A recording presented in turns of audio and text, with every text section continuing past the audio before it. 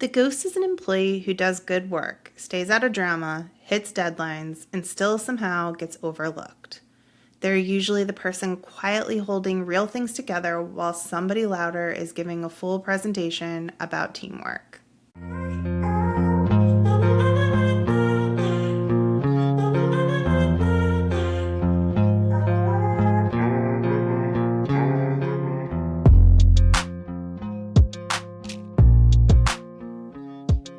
The ghost is steady, capable, low drama, and usually very consistent.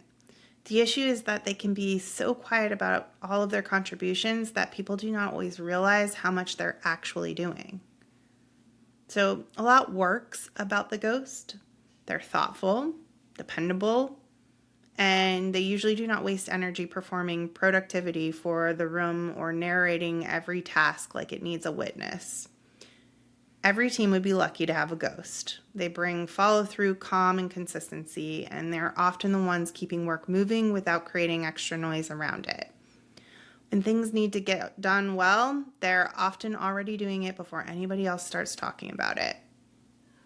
So, what gets tricky is visibility. Good work does not always speak for itself at work. Sometimes it barely sends a memo. If the ghost stays too quiet about what they're contributing, people can start confusing being visible with being valuable.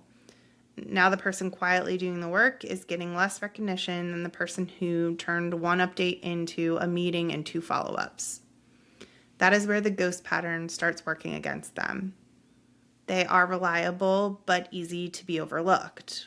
They're competent but not always easy to notice. Over time, that can get really frustrating, especially when opportunities start going to louder people who are better at being seen than being useful. The ghost usually is not trying to disappear. They just assume good work should count. And it does count, but sometimes it still needs a little help being seen. So the best way to support a ghost is to notice them on purpose. Give them credit clearly. Do not assume quiet means disengaged. A lot of ghosts care deeply about the work that they perform. They just are not interested in competing with louder personalities for airtime. They should not have to become a different person just to get recognized. And if you are a manager who is managing a ghost, you need to watch for making sure that you're noticing those ghosts. That they don't need a personality makeover. They need visibility, recognition, opportunities to show their impact without having to become the office version of a motivational speaker. If they're carrying a lot quietly, that should be seen as a contribution, not mistaken for low presence.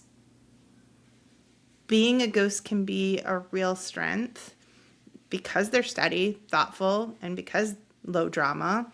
They just need to make sure that being quiet does not slowly turn into being invisible. So tell me, are you the ghost? Or do you work with one or manage one? If this is your kind of content, subscribe. This is exactly what we do here. Workplace types, team dynamics,